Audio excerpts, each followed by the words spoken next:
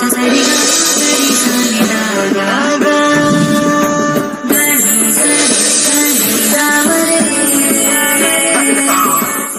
ದಿನೇಶ್ ಗುರೂಜಿ ಅವರು ಇವತ್ತು ನಮ್ಮ ಕಾರ್ಯಕ್ರಮದಲ್ಲಿ ನಮ್ಮ ಜೊತೆ ಇದ್ದಾರೆ. ಅವರನ್ನ ಕಾರ್ಯಕ್ರಮಕ್ಕೆ ಸ್ವಾಗತ ಮಾಡೋಣ. ಗುರೂಜಿ ನಮಸ್ತೆ, ಕಾರ್ಯಕ್ರಮಕ್ಕೆ ಸ್ವಾಗತ. ಓಂ ಶ್ರೀ ಗುರುಭ್ಯೋ ನಮಃ. ಹರಿ ಓಂ. ಜ್ಞಾನಾನಂದಮಯಂ ದೇವಂ ನಿರ್ಮಲ ಸ್ಫಟಿಕಾಕೃತಿಂ ಆಧಾರಾಂ ಸರ್ವವಿದ್ಯಾನಾಂ ಹಯಗ್ರೀವ ಮುಪಾಸ್ಮಹೆ. ಓಂ ನಮೋ ಭಗವತೆ ವಾಸುದೇವಾಯ. ಓಂ ನಮೋ ನಾರಾಯಣ. ನಮಸ್ಕಾರ. ಇನ್ನು ಆಗಸ್ಟ್ 11ನೇ ತಾರೀಕಿಂದ ಕ್ಲಾಸಸ್ ಶುರು ಆಗ್ತಿದೆ. ದಿನಗಳಂತೂ ತುಂಬ ಕಡಿಮೆನೇ ಇದೆ ಅಂತ ಹೇಳ್ಬೋದು. ಕೇವಲ ಇನ್ನು 10 ದಿನ ಇದೆ ಅಷ್ಟೇ. ಹಾಗಾಗಿ ನಾಳೆ ಒಂದು ಫ್ರೀ ಕ್ಲಾಸಸ್ ನಡೆಯುತ್ತೆ. ನೀವು 15 ದಿನದಲ್ಲಿ ಏನೆಲ್ಲ ಕಲಿತೀರಾ ಅನ್ನೋದನ್ನು ನಿಮಗೆ ಫ್ರೀ ಕ್ಲಾಸಸ್ಸಲ್ಲಿ ನೀವು ಕಲಿಬೋದು. ನಿಮಗೆ ತುಂಬ ಡೌಟ್ಸ್ ಇರುತ್ತೆ, ಈ 15 ದಿನದಲ್ಲಿ ಜ್ಯೋತಿಷ್ಯವನ್ನು ಕಲಿಬೋದಾ, ಆಗುತ್ತಾ, ಸಾಧ್ಯನಾ, ಈ ರೀತಿ ಎಲ್ಲ ಇರುತ್ತೆ. ಹಾಗೆ ನಾವು ಏನು ಕಲಿಬೋದು, ಇದು ನಮಗೆ ಹೇಗೆ ಉಪಯೋಗ ಆಗುತ್ತೆ, ಏನೆಲ್ಲ ಇದರಿಂದ ತಿಳ್ಕೊತೀವಿ, ಈ ರೀತಿಯೆಲ್ಲ ನಿಮಗೆ ಸಾಕಷ್ಟು ಪ್ರಶ್ನೆಗಳಿರುತ್ತೆ. ಈ ಪ್ರಶ್ನೆಗಳಿಗೆಲ್ಲ ನೀವು ಒಂದ್ಸರಿ ನಾಳೆ ನಡೆಯೋ ಫ್ರೀ ಕ್ಲಾಸಸ್ಸನ್ನು ಅಟೆಂಡ್ ಮಾಡಿ ಅದರಲ್ಲಿ ನಿಮಗೆ ಈ ಪ್ರಶ್ನೆಗಳಿಗೆಲ್ಲ ಉತ್ತರ ಸಿಗುತ್ತೆ. ಸ್ವತಃ ಗುರೂಜಿ ಅವರೇ ಈ ಕ್ಲಾಸನ್ನು ತಗೊಳ್ತಾರೆ. ನಿಮಗೆ ನಿಮ್ಮೆಲ್ಲ ಏನೆಲ್ಲ ಡೌಟ್ ಇದೆ ಅದಕ್ಕೆ ಗುರೂಜಿ ಅವರೇ ಆನ್ಸರ್ ಮಾಡ್ತಾರೆ. ಗುರೂಜಿ ಈಗಾಗಲೇ ಸಾಕಷ್ಟು ಕ್ಲಾಸಸ್ ತಗೊಂಡಿದ್ದೀರಾ ನೀವು, ಸೊ ಈಗಲೂ ಆಲ್ರೆಡಿ ಜಾಯ್ನ್ ಆಗಿದ್ದಾರೆ. ನಾಳೆ ಕ್ಲಾಸ್ 2 ಕ್ಲಾಸಸ್ ಇರುತ್ತೆ. ಇದೇ ಭಾನುವಾರ ಸಂಜೆ, ಹಾಗೆ ಮುಂದಿನ ಒಂದು ಭಾನುವಾರ ಸಂಜೆ. ಯಾರ್ಯಾರು ಜ್ಯೋತಿಷ್ಯದ ಬಗ್ಗೆ ಆಸಕ್ತಿ ಇದೆ, ಒಂದು ಉಚಿತ ತರಗತಿಗಳನ್ನು ಮಾಡೋಣ. ಅದರಲ್ಲಿ ನಾವು ಕಲಿಯೋಕ್ಕಾಗುತ್ತೋ ಇಲ್ವೋ ನಿಮ್ಮ ಪ್ರಶ್ನೆ ಉತ್ತರ, ಹಾಗೆ ಕೆಲವು ಉಪಯುಕ್ತವಾಗಿರ್ತಕ್ಕಂಥ ಮಾಹಿತಿನ ನಾನು ಕೊಡ್ತೀನಿ. ಕೆಲವು ಉಪಯುಕ್ತವಾಗಿರ್ತಕ್ಕಂಥ ಮಾಹಿತಿನ ಕೊಡ್ತೀನಿ ನಾನಲ್ಲಿ. ಸೊ 2ನೇ ವಿಚಾರ ಏನು ಅಂತಂದರೆ, ಕೇವಲ 15 ದಿವಸದಲ್ಲಿ ಜ್ಯೋತಿಷ್ಯ ಕಲಿಯೋಕ್ಕಾಗುತ್ತಾ ಅನ್ನೋಕ್ಕೆ ನಿಮಗೆ ಅಲ್ಲಿ ಏನೇನು ನಾವು PDF ಕೊಡ್ತೀವಿ. ಹೆಚ್ಚು ಕಮ್ಮಿ ಒಂದು 150 ಪೇಜಿನ ಒಂದು ಪ್ರೆಡಿಕ್ಷನ್ ಪುಸ್ತಕನೇ ಬರುತ್ತೆ. 150. 15 ದಿವಸದಲ್ಲಿ ಖಂಡಿತ ಕಲಿಬೋದು. ಯಾಕೆಂದರೆ ಅಷ್ಟು ಅಗಾಧವಾಗಿರ್ತಕ್ಕಂಥ ಮೆಡಿಕಲ್ಲೇ 4 ವರ್ಷ 5 ವರ್ಷದಲ್ಲಿ ಮುಗಿಸ್ತಾರೆ, ಪ್ರತಿಯೊಂದು ಬಾಡಿಲಿರ್ತಕ್ಕಂಥ ಪಾರ್ಟ್ಸ್. ಅದ್ರ ಜೊತೆಗೆ ಇಂಜಿನಿಯರಿಂಗ್ ಅನ್ನೋ ಸಬ್ಜೆಕ್ಟು ಕೂಡ ವಾಸ್ಟ್ ಆಗಿರ್ತಕ್ಕಂಥದ್ದು. ಅದನ್ನು ಸ್ಲೋ ಆಗಿ, ಏನು ಡೈಲಿ ಕ್ಲಾಸ್ ಇದ್ದರೂ ಸ್ಯಾಟರ್ಡೆ ಸಂಡೇ ರಜಾ ಇರುತ್ತೆ, ಹಂಗೆಲ್ಲ ನೋಡೋಕೆ ಹೋದರೆ ಅಲ್ಲಿ ಕನ್ಸಾಲ್ಡೇಟ್ ಮಾಡಿದ್ರೆ 2 ವರ್ಷದ ಕ್ಲಾಸ್ ಇರುತ್ತೆ ಅಷ್ಟೇ. ಕನ್ಸಾಲ್ಡೇಟ್ ಮಾಡಿದ್ರೆ ಎಲ್ಲನೂ ಎಲ್ಲ ಕನ್ಸಾಲ್ಡೇಟೆಡ್ ಮಾಡಿದ್ರೆ ಒಂದು 2 ವರ್ಷ ಇರುತ್ತೆ ಅಷ್ಟೇ ಕ್ಲಾಸು. ಅದನ್ನೇ ಈಗ ಮೆಡಿಕಲ್ ತಗೊಂಡ್ರೆ 3 ವರ್ಷ, ಅದ್ರ ಮೇಲೆ ಇಲ್ಲ. ಅಂಥದ್ದನ್ನೇ ಒಬ್ಬ ಮನುಷ್ಯಂದೇ ಒಂದು ಕನ್ಸಾಲ್ಡೇಟೆಡ್ ಮಾಡಿ ಕೂತಿರ್ತಕ್ಕಂಥದ್ದು. ಯಾರಾದರೂ ಜ್ಯೋತಿಷ್ಯ 10 ವರ್ಷ ಬೇಕು, 20 ವರ್ಷ ಬೇಕು, ಅಷ್ಟು ಈಸಿಯಾಗಿ ಕಲಿಯೋಕ್ಕಾಗಲ್ಲ ಅಂತಂದರೆ ಒಂದು ಮಾತು ಅವ್ರಿಗೆ ಹೇಳೋಕ್ಕೆ ಇಷ್ಟಪಡ್ತೀನಿ. ಇವತ್ತು ಒಂದೂರಿಂದ ಇನ್ನೊಂದೂರಿಗೆ ಹೋಗೋಕ್ಕೆ ನಡ್ಕೊಂಡು ಹೋಗಬೇಕಾಗಿದ್ದರೆ ಕನಿಷ್ಠ ಒಂದು 6 ಗಂಟೆ 7 ಗಂಟೆ ಸಮಯ ಹಿಡಿಯೋದು. ಒಂದೂರಿಂದ ಇನ್ನೊಂದೂರಿಗೆ ಹೋಗೋ ಅಷ್ಟಕ್ಕೆ ಎಷ್ಟೋ ಜನ ಬೆಳಿಗ್ಗೆ ಕಾಲ್ನಡಿಗೆಯಲ್ಲಿ ಶುರು ಮಾಡಿದ್ರೆ ಸಂಜೆ ಅಷ್ಟೊತ್ತಿಗೆ ಆ ಊರು ಮುಟ್ಟು ಅಲ್ಲಿದ್ದು ನೆಕ್ಸ್ಟ್ ಡೇ ಮತ್ತೆ ಸುದ್ದಿ ಮುಟ್ಟಿಸಿ ಮತ್ತೆ ನೆಕ್ಸ್ಟ್ ಡೇ ಬಿಟ್ಟರೆ ಅವ್ರೂರಿಗೆ ವಾಪಸ್ ಸಂಜೆ ಬರೋರು. ದಿನವಿಡೀ ನಡೀತಾಯಿದ್ರು. ಇವತ್ತಿನ ದಿವಸ ಕಾರ್ ಬಂದಿದೆ, ಟೈಮ್ ರಿಡ್ಯೂಸ್ ಆಗಿದೆ, ಕರೆಕ್ಟ್ ಅಲ್ವಾ? ಆ್ಯಪ್ ಬಂದಿದೆ, ಕ್ಯಾಲ್ಕುಲೇಷನ್ ಟೈಮ್ ರಿಡ್ಯೂಸ್ ಆಗಿದೆ. ಅದು ಯಾಕೆ 10 ವರ್ಷ ಬೇಕು ಅಂತ ಅದು ಯಾವ ಕಾಂಪೌಂಡ್ರ್ ಹೇಳ್ತಾರೆ ನನಗೆ ಅರ್ಥ ಆಗ್ತಾ ಇಲ್ಲಪ್ಪ. ಕರ್ಕೊಂಬರ್ತೀನಿ ಹಂಗೆ 10 ದಿವಸ 15 ದಿವಸದಲ್ಲಿ ಕಲಿಯೋಕ್ಕಾಗಲ್ಲ ಅಂತೆಲ್ಲ ಹೇಳ್ತಾರಲ್ಲ. ಸೊ ನಾನು ಅವ್ರಿಗೆ ಕೇಳೋದು ಒಂದೇ, ಈಗ ನೀವು ಯಾರ್ದಾರು ಜಾತಕ ಬಂದರೆ ಒಂದು ಕುಂಡಲಿ ಬರಿತಾ ಕೂತ್ಕೊಂಡು ಅಲ್ಲಿ ಪಂಚಾಂಗ ನೋಡ್ಕೊಂಡು ಬರೆಯೋಕ್ಕೆ ಕೂತ್ಕೊಳ್ಳೋ ಅವಶ್ಯಕತೆ ಇಲ್ಲ. ಆ್ಯಪಲ್ಲೇ ಬಂದಿದೆ. ಮತ್ತು ಆ್ಯಪಲ್ಲಿರೋದನ್ನು ಹಂಗೆ ಹೇಳ್ಬಿಡ್ತೀರಾ? ನೋ. ಆ್ಯಪಲ್ಲಿ ಹೇಗೆ ಜ್ಯೋತಿಷ್ಯ ಬಂತು, ಕುಂಡಲಿ ಹೇಗೆ ಬಂತು, ಲಗ್ನ ಅಂದರೆ ಕ್ಯಾಲ್ಕುಲೇಷನ್ ಏನು, ಪ್ರತಿಯೊಂದನ್ನು ಕೂಡ ಅಲ್ಲಿ ನಾನು ಕೊಟ್ಟಿರ್ತೀನಿ. ಓಕೆ, ಇದು ಭಾಳ ಇಂಪಾರ್ಟೆಂಟ್ ಆಗಿರ್ತಕ್ಕಂಥ ಒಂದು ವಿಚಾರ. ಜ್ಯೋತಿಷ್ಯ ಯಾಕೆ ಕಲಿಬೇಕು ಅಂತಂದರೆ, ಎಲ್ಲ ಕಡೆ ಓಡೋಗಿ ಪರಿಹಾರಕ್ಕೆ ಹೋಗ್ತಿರಲ್ಲ, ನಿಮಗೆ ನೀವೇ ಪರಿಹಾರ ಇದೆಯೋ ಇಲ್ವೋ ನೋಡ್ಕೊಳ್ಬೋದು. ಮೊದಲು ನಿಮಗೆ ನೀವೇ ಪರಿಹಾರ ಇದೆಯಾ, ಅದು ಯಾವ್ದಾರು ಆಗಿರ್ಬೋದು. ಅನೇಕರು ಈ ಸಿನಿಮಾ ರಂಗದಲ್ಲಿ ಡೈರೆಕ್ಟರ್ ಆಗ್ತೀನಿ, ಅದಾಗ್ತೀನಿ, ಇದಾಗ್ತೀನಿ ಅಂತ ಓಡೋಗ್ತಾ ಇರ್ತಾರೆ. ವರ್ಷಾನ್ಗಟ್ಲೆ ಟೈಮ್ ವೇಸ್ಟ್ ಮಾಡ್ತಾರೆ. ಸಿಕ್ಕಾಪಟ್ಟೆ ಟೈಮ್ ವೇಸ್ಟ್ ಮಾಡ್ತಾರೆ ಅಂದರೆ ಹೇಳೋಕ್ಕಾಗಲ್ಲ, ಅಷ್ಟು ಟೈಮ್ ವೇಸ್ಟ್ ಮಾಡ್ತಾರೆ. ಅದ್ರ ಜೊತೆಗೆ ಇನ್ನೊಂದೇನು ಅಂತಂದರೆ, ಈ ನಾನು ಆಗೇ ಬಿಡ್ತೀನಿ, ನಂಗೆ ಟ್ಯಾಲೆಂಟ್ ಇದೆ ಅನ್ನೋ ಒಂದು ಮನಸ್ಸಲ್ಲಿರುತ್ತೆ ಯಾವತ್ತೂ ಅಷ್ಟೇ. ಒಬ್ಬ ಮನುಷ್ಯ ತನಗೆ ತಾನು ಸಿಕ್ಕಾಪಟ್ಟೆ ಟ್ಯಾಲೆಂಟ್ ಇದೆ ಅಂತ ಹೇಳಿ ಅವ್ರಿಗೆ ಸಿಕ್ಕಾಪಟ್ಟೆ ಮೈಂಡಲ್ಲಿ ನಾನು ಸಿಕ್ಕಾಪಟ್ಟೆ ಡೈರೆಕ್ಟರ್ ಆಗಬೇಕು, ಸಿನಿಮಾ ರಂಗಕ್ಕೆ ಬಂದಿದ್ದೀನಿ ಅಂತ ಅವನಿಗೆ 3ನೇ ಮನೆ 5ನೇ ಮನೆ 8ನೇ ಮನೆ 10ನೇ ಮನೆ ಕಾಂಬಿನೇಷನ್ ದಶಾದಲ್ಲಿರಬೇಕು, ಭುಕ್ತಿಲಿರಬೇಕು. ಅದಿಲ್ಲ ಅಂತಂದರೆ ನೀವೆಲ್ಲ ಹೀರೋಗಳು ಪೋಸ್ಟರ್ ನೋಡಿಕೊಂಡು ಕೂತ್ಕೋಬೇಕಾಗತ್ತೆ ಹೊರತು ಯಾವುದೇ ಕಾರಣಕ್ಕೂ ನೀವು ಆ ಪೋಸ್ಟಲ್ಲಿ ಬರೋ ಸಾಧ್ಯತೆ ಇದ್ದರೆ ಬರ್ತೀರಿ, ಇಲ್ಲದ್ರೆ ಬರಲ್ಲ. ಅದನ್ನೆಲ್ಲ ಮುಗಿಸಿ ಈ ಫಿಲಮ್ ಲೈನು ಆ ಲೈನು ಕೆಲವು ಲೈನ್ಗಳೆಲ್ಲ ಹೋಗ್ತಾರೆ. ನಾನು ಬರೀ ಫಿಲಮ್ ಒಂದೇ ಹೇಳ್ತಾ ಇಲ್ಲ. ನಾನೇನೋ ಬಿಸ್ನೆಸ್ ಮಾಡ್ತೀನಿ ಅನ್ನೋರು, IAS ಮಾಡ್ತೀನಿ ಅನ್ನೋರು ಒಂದಷ್ಟು ಜನ ಇದ್ದಾರೆ. ಇದುವರೆಗೂ 35 ಆದರೂ ಸೆಟ್ಲ್ ಆಗಿಲ್ಲ, 35 ಆದರೂ ಮದುವೆ ಆಗಿಲ್ಲ. ನೋಡಿ, ಜೀವನದ ಮೌಲ್ಯಗಳನ್ನು, ಖುಷಿಗಳನ್ನು ಕಳ್ಕೊತಾ ಇದ್ರಿ ನೀವೆಲ್ಲ. ಏನೋ ಸಾಧನೆ, ಏನು ಒಂದು ಮಾತ್ರ ಹೇಳ್ತೀನಿ, ಸಾಧನೆ. ಇವತ್ತು ದೇಶದಲ್ಲಿ ಒಂದು ಆ 100 ವರ್ಷದ ಹಿಂದೆ ಹೋಗಿದ್ರೆ ಏನೇನೋ ಮಾಡಿಟ್ಟಿದ್ದಾರೆ. ಯಾರು ನೆನೆಸ್ಕೊತಾ ಇದ್ದಾರೆ ಅವ್ರ ಬಗ್ಗೆ? ಇಲ್ಲ, ಯಾರಿಲ್ಲ. ಏನೇನೋ ಮಾಡಿಟ್ಟಿದ್ದಾರೆ. ಹೌದು. ರಸ್ತೆ ಹಾಕಿಟ್ಟಿದ್ದಾರೆ. ಇವತ್ತು ಈಗ ನಾವು ಓಡಾಡೋ ರಸ್ತೆ ಯಾರ್ದೋ ಇರುತ್ತೆ ಹೆಸರು. ಅವನು ಆ ಟೈಮಲ್ಲಿ ಅವನಿಗೆಲ್ಲ ಹೂನಾರ ಹಾಕಿ ಆ ರಸ್ತೆ ಅವನೇ ಹಾಕ್ಸಿದ್ದು ಅಂತೆಲ್ಲ ಹೂನಾರ ಹಾಕಿ ಅವ್ನು ಹೆಸರಿಟ್ಟಿರ್ತಾರೆ. ಈಗ ಯಾರಿಗಾರ ಅಡ್ರೆಸ್ ಹೇಳ್ಬೇಕಾರೆ, ಆ ಯಪ್ಪಂದು ಯಾವುದೋ ಹೆಸರಿದೆಯಲ್ಲ, ಆ ರೋಡಿಗೆ ಬಂದ್ಬಿಡ ಆ ಯಪ್ಪ ಆ ಥರ ಮಾತಾಡ್ತೀವಿ ಸುಮ್ಮನೆ ಐಡೆಂಟಿಫಿಕೇಷನ್ಗೆ.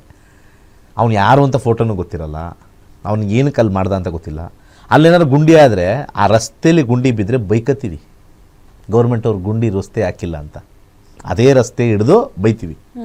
ಇಂಥ ಹೆಸರಿನ ರಸ್ತೆ ಹಾಕಿರೋ ರಸ್ತೆ ಗುಂಡಿ ಇದೆ, ಸರಿಗೆ ಮಾಡಿಲ್ಲ.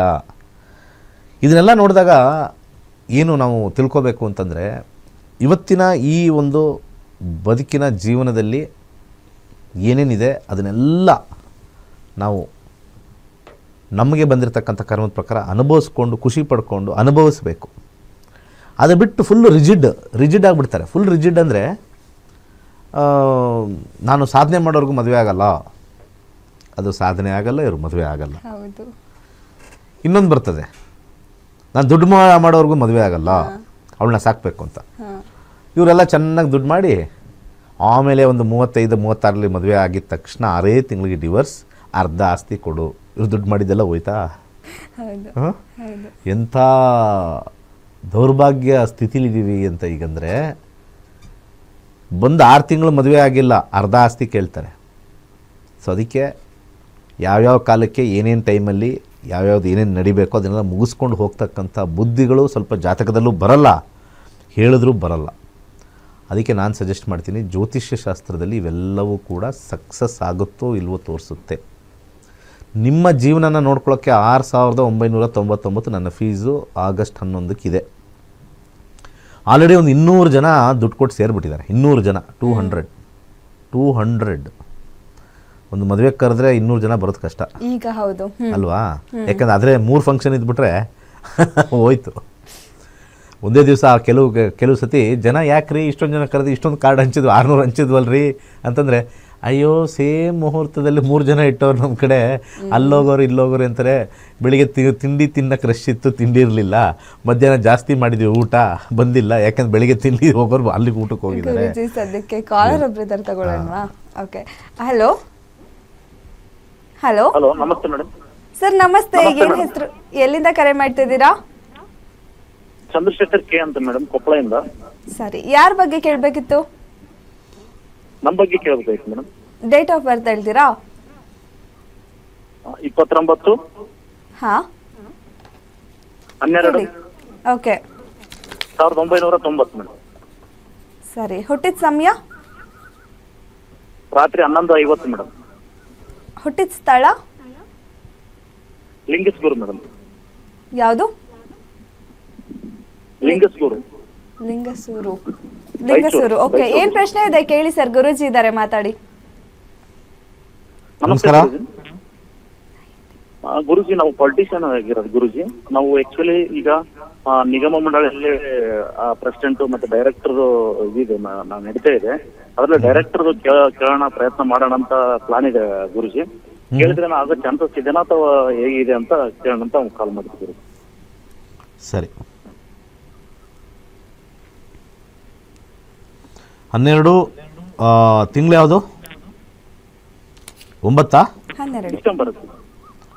ಡಿಸೆಂಬರ್ ಅಲ್ಲಲ್ಲ, 9 ಡಿಸೆಂಬರ್ ಏನು? 29 ಡಿಸೆಂಬರ್. 29 ಗುರುಜಿ. ಹೌದಾ, ನಾನೇ ತಪ್ಪು ಹಾಕಿದ್ದೆ. 29 ಡಿಸೆಂಬರ್ 1990. ರಾತ್ರಿ ಇದು ಓಕೆ. ಇದ್ರ ಪ್ರಕಾರ ನಿಮ್ಮ ರಾಶಿ ವೃಷಭ ರಾಶಿ. ಓಕೆ, ಸದ್ಯಕ್ಕೆ 2037ವರೆಗೂ ಗುರುದಶ ಇದೆ. ಗುರುದಶದಲ್ಲಿ 2026 ಜೂನ್ವರೆಗೂ ಕೂಡ ಶನಿ ಇದೆ. ಗುರು ಮತ್ತು ಶನಿಯ ಕಾಂಬಿನೇಷನ್ ನೋಡೋಣ. ಶನಿ 4ನೇ ಮನೆ 11ನೇ ಮನೆ ಬರ್ತಾ ಇರೋದ್ರಿಂದ 4 ಜನರಲಿ ನಿಮಗೆ ಸಕ್ಸಸ್ ಕೊಡುತ್ತೆ. 10 ಅಥವಾ 4 ನಿಮಗೆ ಅಧಿಕಾರವನ್ನು ಕೊಡ್ತಕ್ಕಂಥದ್ದು ತೋರಿಸ್ತಾ ಇದೆ. 26 ನಾನು ಆಲ್ರೆಡಿ ಹೇಳೋ ಥರ 26 ಜೂನ್ ಒಳಗಡೆ ನಿಮಗೆ ಸಕ್ಸಸ್ ತೋರಿಸ್ತಾ ಇದೆ. ಯಾವುದೇ ರೀತಿ ಅಪಜಯ ಇಲ್ಲ, ತುಂಬ ಚೆನ್ನಾಗಿದೆ. 11 ಗುರುವಿನ ಲಾಭಸ್ಥಾನವನ್ನು ತೋರಿಸ್ತಾ ಇದೆ. ಹಾಗೆ ಶನಿ 4ನೇ ಮನೆ ಮತ್ತು ಎಂಡಿಂಗಲ್ಲಿ ಮತ್ತೆ ಸಬ್ಲಾಡಲ್ಲಿ 11 ತೋರಿಸ್ತಾ ಇದೆ. ಬಲಗೈ ತೋರ್ಬರಳಿಗೆ ಒಂದು ಯೆಲ್ಲೋ ಸಫೈರ್ ಹಾಕ್ಕೊಳ್ಳಿ, ಜಯ ಖಂಡಿತ. ಸಪೋರ್ಟಿಂದ ತುಂಬ ಚೆನ್ನಾಗಿ ಸಿಗುತ್ತೆ. ಜಾತಕ ಈ ಒಂದು ಜಾಬ್ ಬಿಸ್ನೆಸ್ ಫಿನಾನ್ಸಲ್ಲಿ 4 ಬಂದಾಗ ಹೆಚ್ಚು ಜನಮನ್ನಣೆ, ಎಲ್ಲರಿಗೂ ಹೆಚ್ಚು ಪಬ್ಲಿಸಿಟಿ ಅನ್ನೋದು 4ನೇ ಮನೆ ಇರುತ್ತೆ. ಒಳ್ಳೆಯದಾಗಲಿ. ಓಕೆ, ಧನ್ಯವಾದ ಸರ್ ಕರೆ ಮಾಡಿದ್ದಕ್ಕೆ. ಮತ್ತೊಬ್ರು ಕಾಲರ್ ಇದ್ದಾರೆ. ಹಲೋ ಹಲೋ ಓಕೆ, ಹಲೋ ನಮಸ್ತೆ ಮೇಡಮ್.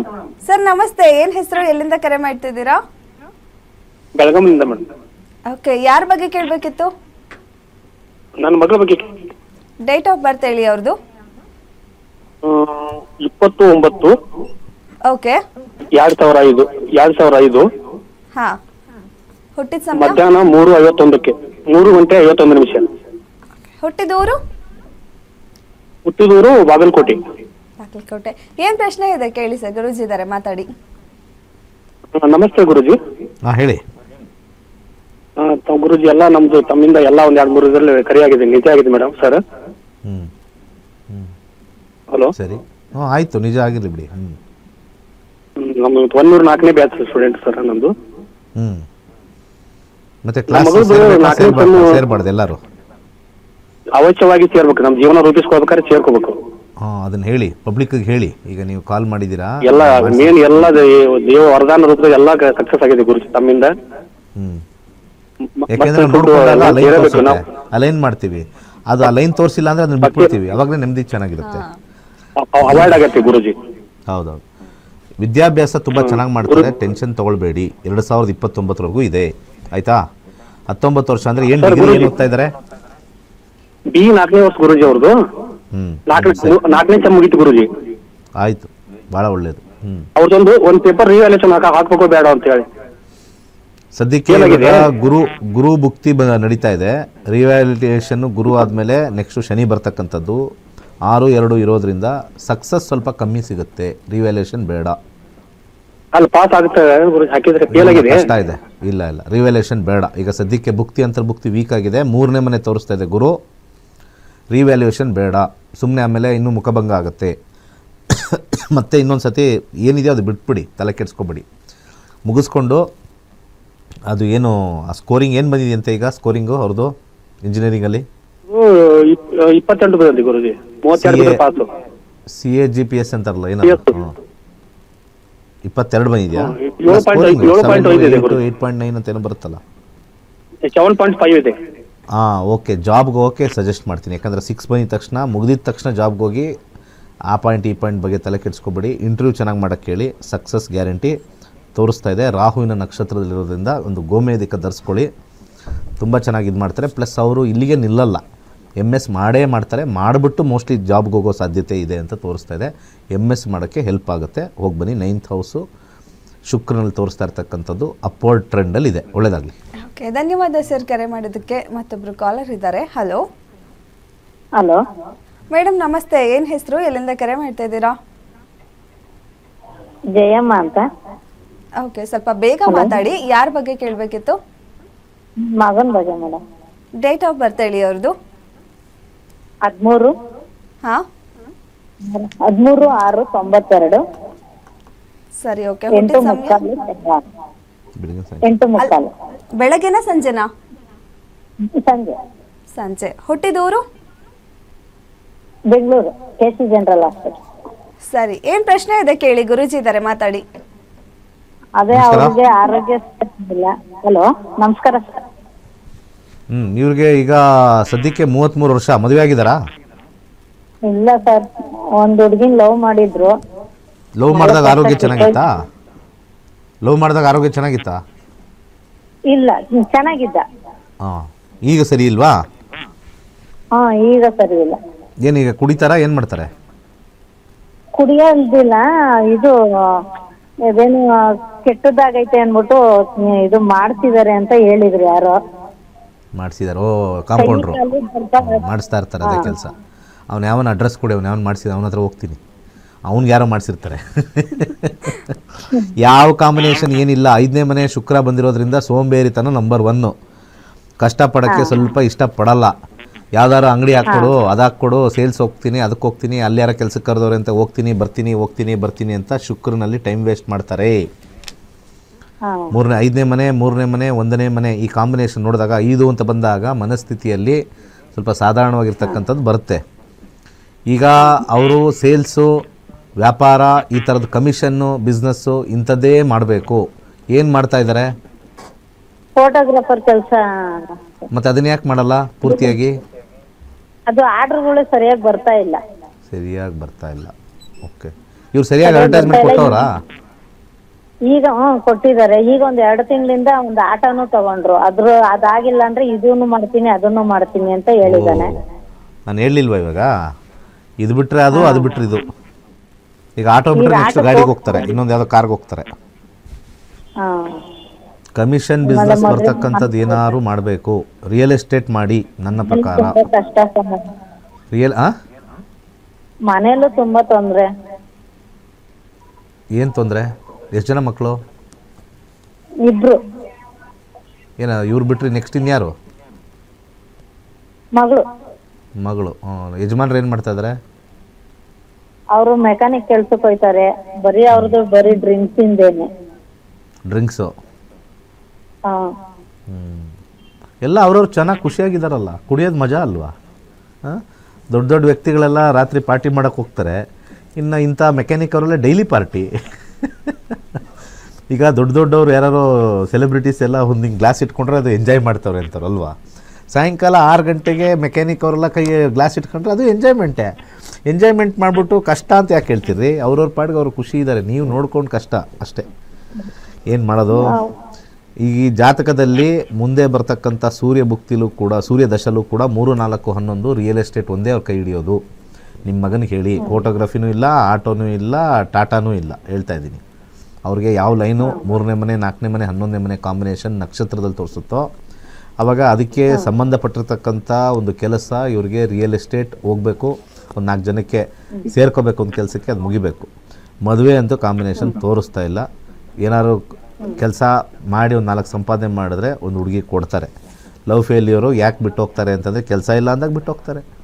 ಕೆಲಸ ಚೆನ್ನಾಗಿದ್ದಾನೆ, ಹಾರ್ಡ್ ವರ್ಕ್ ಮಾಡ್ತಾನೆ ಅಂದರೆ ಯಾವ ಹುಡುಗಿನೂ ಬಿಟ್ಟು ಹೋಗಲ್ಲ. ಫಸ್ಟ್ ನಾವು ನಮ್ಮ ಇಷ್ಟಪಟ್ಟು ಗುರುಗಳೇ ಅದೇ 4 ವರ್ಷ ನೋಡೋನೇನೋ ಚೇಂಜ್ ಆಗ್ತಾರ ಅಂತ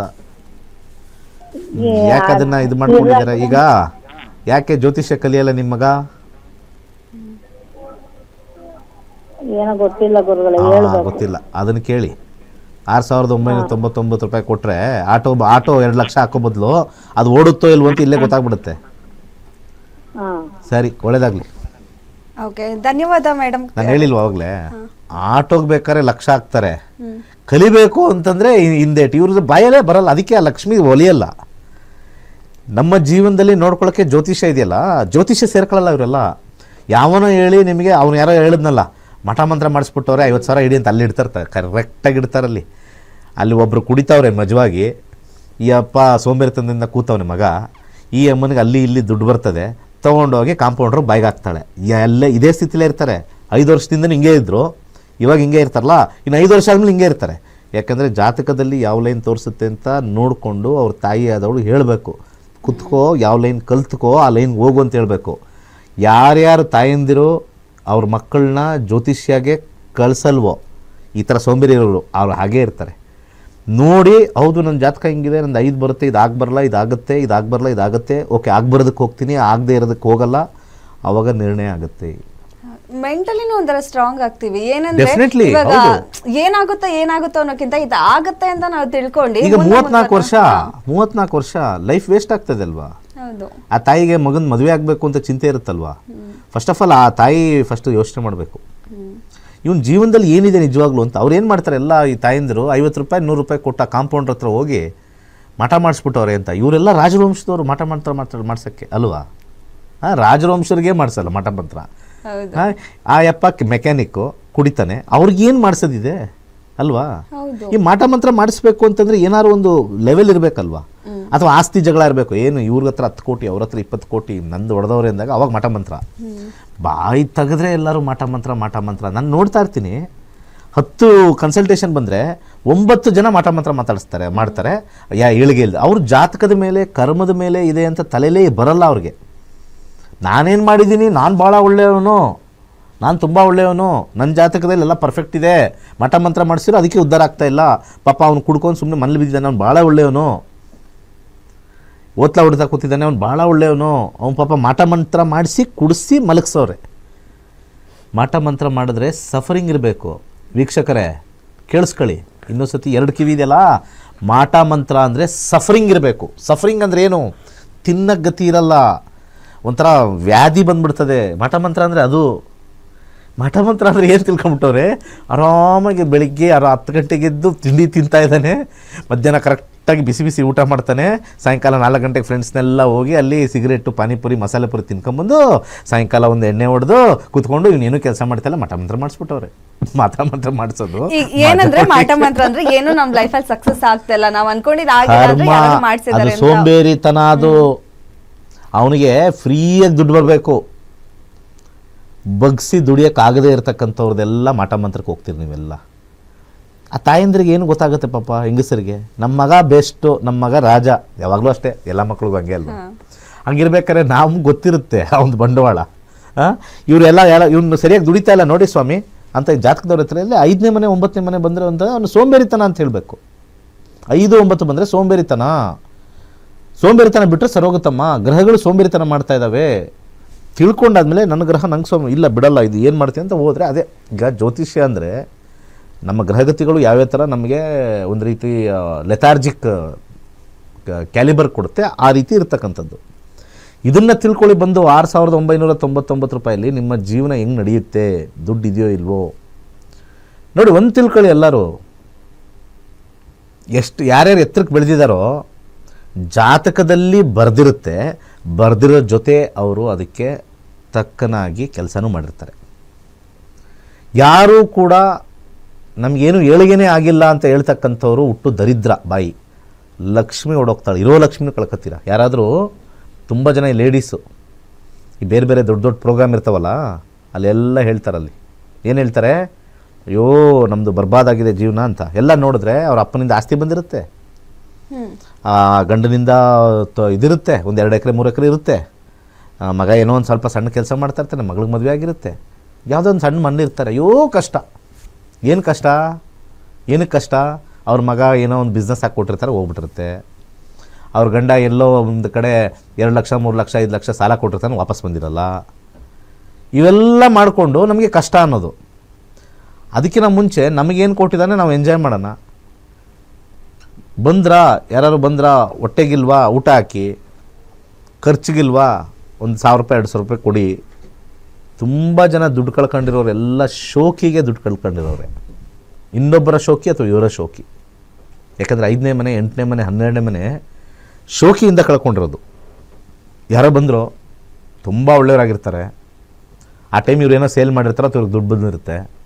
ಅಕ್ಕ ಕೊಡಕ್ಕ 2 ಲಕ್ಷ 3 ಲಕ್ಷ ಕೊಡ್ತೀನಿ, ಒಂದು ಸೈಟ್ ಮಾಡ್ತಾಯಿದ್ದೀವಿ ಕೊಟ್ಬಿಡ್ತೀವಿ ಕೊಡಕ್ಕ, ಏನಿಲ್ಲ ಅರ್ಜೆಂಟ್ ಇದೆ, ಆಮೇಲೆ ನಿನಗೆ ಒಂದು 10,000 ಸೇರಿಸ್ಬಿಟ್ಟು ಕೊಡ್ತೀವಿ, 10,000 ಸೇರಿಸ್ಬಿಟ್ಟು ಕೊಡ್ತೀವಿ, 50,000 ಸೇರಿಸ್ಬಿಟ್ಟು ಕೊಡ್ತೀವಿ. ಇವ್ರು ಖುಷಿ, ತಗ 2 ಲಕ್ಷ ತಗೋ 2 ಲಕ್ಷ, ಆಮೇಲೆ ಕೊಡ್ತೀನಕ್ಕ, ಇವತ್ತು ಕೊಡ್ತೀನಕ್ಕ, ನಾನೇನು ಕೊಡ್ದೇಲೆ ಓಡೋಗ್ತೀನಕ್ಕ, ನಾನು ಸತ್ತೋಗ್ಬಿಡ್ತೀನ, ಕೊಡ್ದೇಲೆ ಸತ್ತೋಗ್ಬಿಡ್ತೀನ. ನೋಡಿ ಹೆಂಗೆ ಡೈಲಾಗ್ ಇರ್ತವೆ ಅಂದರೆ, ಏನು ನಾನು ಓಡೋಗ್ಬಿಡ್ತೀನಾ? ಓಡೋಗ್ಬಿಡ್ತೀನಾ? ಬೇಕಾದ್ರೆ ಕೇಸ್ ಹಾಕೋ. ಎಂತೆಂತ ಇವ್ರು ಕೊಡೋದು ಯಾಕೆ, ಮಾಡೋದು ಯಾಕೆ? ಇದೆಲ್ಲ ತಿಳ್ಕೊಬೋದಲ್ಲ, 100% ತಿಳ್ಕೊಬೋದು. ನಮ್ಮ ಜಾತಕದಲ್ಲಿ 5ನೇ ಮನೆ 8ನೇ ಮನೆ 12ನೇ ಮನೆ ಬಂದಾಗ ಆ ಟೈಮ್ ಹಂಗಂಗೆ ಬಂದ್ಬಿಡ್ತವೆ. ಆ 5, 8 ಬಂದಾಗ ನಿಮಗೆ ನೀವು ಖರ್ಚು ಮಾಡ್ಕೊಳ್ಳಿ. ಯಾರನೇನು ಬ್ಯಾಂಕ್ ಅವರೇ ದಿವಾಳಿ ಆಗೋರು ಇವ್ರ ಹತ್ರ ದುಡ್ಡು ಕೊಡ್ತಲೆ. ಈಗ ಬ್ಯಾಂಕ್ ಅವ್ರು ದಿವಾಳಿ ಆಗೋರಲ್ಲ, ಎಷ್ಟೊಂದು ಬ್ಯಾಂಕ್ ಕ್ಲೋಸ್ ಆಗಿದೆ. ಅದನ್ನು NPS ಅಂತ ಕರೀತಾರೆ, ನಾನ್ ಪರ್ಫಾರ್ಮಿಂಗ್ ಅಸೆಟ್ಸ್ ಅಂತ ಕರೀತಾರೆ. ಅವರೆಲ್ಲ ದಿವಾಳಿ ಆಗಿದಾರಲ್ಲ, ಈಗ ಅವರು ಮಠ ಮಂತ್ರ ಮಾಡಿಸ್ಬಿಟ್ಟವ್ರು ಅನ್ಕೋತಾರ. ಬ್ಯಾಂಕ್ ಅವರು ಇದು ಮೋಸ್ಟ್ಲಿ ಬರ್ತಾರೆ ನೆಕ್ಸ್ಟು. ದಿನೇಶ್ ಗುರೂಜಿಯವರೇ ನಮ್ಮ ಬ್ಯಾಂಕು ಎಲ್ಲ ಕ್ಲೋಸ್ ಆಗೋ ಹಂತದಲ್ಲಿದೆ, ಎಲ್ಲ NPS ಜಾಸ್ತಿ ಆಗಿದೆ. ಯಾರೋ ಮಾಟ ಮಂತ್ರ ಮಾಡಿಸ್ಬಿಟ್ಟವು ಸರ್, ಒಬ್ಬರು ದುಡ್ಡು ಕೊಡ್ತಾ ಇಲ್ಲ ಸರ್, ನಮಗೆ ಇದು ಜಾಸ್ತಿ. ಎಷ್ಟೋ ಬ್ಯಾಂಕ್ಸ್ ಇವತ್ತು ಕ್ಲೋಸ್ ಆಗಿರೋದು because they are not able to recover properly. ಅದು ಚೆಕ್ಕಿದ್ದು ಅವ್ರ ಹತ್ರ ಬರ್ಸ್ಕೊಂಡಿದ್ದು 10 ಕಡೆ ಬರ್ಸ್ಕೊಂಡ್ರು ಸೈನು, ಅವ್ರಿಗೆ ಕೊಟ್ಟಿಲ್ಲ. ನೀವು ಸುಮ್ಮನೆ ಹಿಂಗೆ ಕೊಟ್ಟು ಅವ್ರಿಗೆ ಟೀ ಕೊಟ್ಟು ಕಾಫಿ ಕೊಟ್ಟು ಬಂದಾಗಲೆಲ್ಲ ನಿಮಗೆ ಟೀ ಕಾಫಿ ಕೊಟ್ಟು, ಅಥವಾ ನೀವು ಅವ್ರ ಹತ್ರ ಹೋಗಿ ದುಡ್ಡು ಕೇಳಕ್ಕೆ ಹೋದಾಗೆಲ್ಲ ತಗೊಳಕ್ಕ ಬಾರಕ್ಕ ಊಟ ಮಾಡು ಅಂತೇಳಿ ಚೆನ್ನಾಗಿ ಊಟ ತಿಂದಾದ್ಮೇಲೆ ಚೆನ್ನಾಗಿ ಮಜಾ ಪಡ್ತಿರ್ತಾರೆ. ಕಲಿಯುಗದಲ್ಲಿ ದುಡ್ಡು ವಾಪಸ್ ಬರಲ್ಲ. 10 ಜನಕ್ಕೆ ಕೊಟ್ಟರೆ 7 ಜನಕ್ಕೆ ವಾಪಸ್ ಬರಲ್ಲ, ಇದು ರೂಲು. 10 ಜನಕ್ಕೆ ಕೊಟ್ಟರೆ 10 ಜನ ದುಡ್ಡು ಕೊಟ್ಟವ್ರೆ ಅಂತಂದರೆ 7 ಜನಕ್ಕೆ ವಾಪಸ್ ಬರಲ್ಲ. ಇನ್ನು 3 ಜನಕ್ಕೆ ಅದು ಚಿಕ್ಕದು ಬರ್ತದೆ. ಅದು ಕೊಡ್ತಾ ಕೊಡ್ತಾ ಕೊಡ್ತಾ 3 ಜನನೂ ವಾಪಸ್ ಆಮೇಲೆ ಸ್ವಲ್ಪ ದಿವಸ ಹೊಟ್ಟೋಗುತ್ತೆ. ಯಾಕಂದರೆ 5ನೇ ಮನೆ 8ನೇ ಮನೆ 12ನೇ ಮನೆ ಕೊಡೋದು ದುಡ್ಡು, ಬರದೇ ಇರೋ ದುಡ್ಡಿಗೆ 5, 8, 12 ಬರುತ್ತೆ. ಪ್ರತಿಯೊಬ್ಬರ ಜಾತಕದಲ್ಲೂ 5, 8, 12 ಬರುತ್ತೆ. 2 ರೀತಿ ಕಳ್ಕೊತಾರೆ. ಒಂದು ಕೊಟ್ಟು ಕಳ್ಕೊಳ್ತಾರೆ, ಇನ್ನೊಂದು ಇವ್ರು ಖರ್ಚು ಮಾಡಿ ಕಳ್ಕೊಳ್ತಾರೆ. ಯಾವುದೋ ಒಂದು ಹೋದ್ರು, ಯಾವುದೋ ಒಂದು ಗಾಡಿ ತೊಗೊಂಬಿಟ್ರು, ಅದೇನೋ ಸರಿಗೆ ಬಂದಿಲ್ಲ, ಅಥವಾ ಅದು ಏನೋ ತೊಗೊಂಬಿಟ್ರು, TV ತೊಗೊಂಬಿಟ್ರು, ಇದೆಲ್ಲ ಮುಗಿದೋದ್ರು ಕೂಡ ನನ್ನ ಫೈನಲ್ ಒಂದು ಪಾಯಿಂಟ್ ಏನು ಹೇಳ್ತೀನಿ, ಅದು ಬೇಜಾರಾಗಲ್ಲ. ನಮಗೆ ನಾವು ಕೊಟ್ಟಿರ್ತಕ್ಕಂಥ ದುಡ್ಡು ಬೇಜಾರಾಗಲ್ಲ, ಇಲ್ಲಿ ಬೇರೆಯವ್ರು ಕೊಟ್ಟಿರೋದು ಬೇಜಾರಾಗುತ್ತೆ. 5, 8, 12 ಸೋಂಬೇರಿತನ, ದುಡ್ಡು ಕಳ್ಕೊಳ್ಳೋದು, ಇವೆಲ್ಲನೂ ಕೂಡ ದಯವಿಟ್ಟು ನೀವು ಒಂದು ತಿಳ್ಕೊಳ್ಳಿ. ಜ್ಯೋತಿಷ್ಯ ಶಾಸ್ತ್ರ ಕಲೀರಿ. ಇದೇ ಭಾನುವಾರ ಸಂಜೆ ಫ್ರೀ ಕ್ಲಾಸಸ್ ಜಾಯ್ನ್ ಆಗಿ ಜೀವನದಲ್ಲಿರ್ತಕ್ಕಂಥ ಲಕ್ಕಿ ಏನಿದೆ ಹೇಳ್ಕೊಡ್ತೀನಿ ನಿಮಗೆ. ಲಕ್ಕಿಯಲ್ಲಿದೆ ಹೇಳ್ಕೊಡ್ತೀನಿ. ಇಂಥದ್ದೆಲ್ಲೂ ಸಿಗಲ್ಲ ನಿಮಗೆ. 1,00,000 ಕೊಟ್ಟರು ಸಿಗಲ್ಲ. ಕೇಳಿಸ್ಕೊಂಡು ಬಂದಿಲ್ಲ ಅಂದರೆ ನೀವು ದುರಾದೃಷ್ಟವಂತರು. ಕೇಳಿಸ್ಕೊಂಡು ನಮ್ಮ ಕ್ಲಾಸಿಗೆ ಜಾಯ್ನ್ ಆಗಿಲ್ಲ ಅಂದರೆ ನಂಬರ್ 1 ದುರಾದೃಷ್ಟರು ಅಂತ ಹೇಳ್ಬೋದು. ಒಳ್ಳೆಯದಾಗಲಿ. ಓಕೆ ಗುರೂಜಿ, ಸಾಕಷ್ಟು ಮಾಹಿತಿಯನ್ನು ಕೊಟ್ರಿ, ಧನ್ಯವಾದ ಗುರೂಜಿ. ಸರ್ವೇ ಜನ ಸುಖಿನೋ ಭವಂತು. ಆಗಸ್ಟ್ 11ನೇ ತಾರೀಕು ದಿನ ಅಂತೂ ತುಂಬಾ ಕಡಿಮೆನೇ ಇದೆ ಅಂತ ಹೇಳ್ಬೋದು. ಇದೇ ಭಾನುವಾರ ಫ್ರೀ ಕ್ಲಾಸಸ್ ಕೂಡ ಇದೆ. ಸೊ ಕೇವಲ 6,999 ರೂಪಾಯಿಗೆ ನೀವು ಮಾತ್ರ ಅಲ್ಲ, ನಿಮ್ಮ ಕುಟುಂಬ ಸಮೇತದಲ್ಲಿ ಈ ಕ್ಲಾಸಸ್ನ ನೀವು ಕಲಿಬೋದು. ಸೊ ತುಂಬಾನೇ ಉಪಯುಕ್ತ ಆಗಿದೆ. ಈಗಾಗಲೇ ನಾವು ಕಾರ್ಯಕ್ರಮದಲ್ಲಿ ಹೇಳಿದ್ದೀವಿ ಇದರಿಂದ ನಿಮ್ಗೆ ಏನೆಲ್ಲ ಯೂಸ್ ಇದೆ ಅಂತ ಹೇಳಿ. ಸೊ ಸಮಯ ತುಂಬಾ ಕಮ್ಮಿ ಇರೋದ್ರಿಂದ ಸೊ ನಮ್ಮ ಸ್ಕ್ರೀನ್ ಮೇಲೆ ಕಾಣ್ತಿರೋ ನಂಬರ್ಗೆ ಕರೆ ಮಾಡಿ, ಕಾಂಟ್ಯಾಕ್ಟ್ ಮಾಡಿ, ಅಥವಾ ವಾಟ್ಸಪ್ಪಲ್ಲಿ ಮೆಸೇಜ್ ಮಾಡಿ ನೀವು ಕ್ಲಾಸಸ್ಗೆ ಜಾಯ್ನ್ ಆಗ್ಬೋದು. 65,000 ವಿದ್ಯಾರ್ಥಿಗಳು ಗುರುಜಿ ಅವರಿಂದ ಜ್ಯೋತಿಷ್ಯ ಶಾಸ್ತ್ರ ಕಲ್ತಿದ್ದಾರೆ. ಸೊ ಈ ಬಗ್ಗೆ ಹೆಚ್ಚಿನ ಮಾಹಿತಿ ಹಾಗೆ ಅವರ ಅಭಿಪ್ರಾಯ ಇಲ್ಲಿದೆ ನೋಡಿ.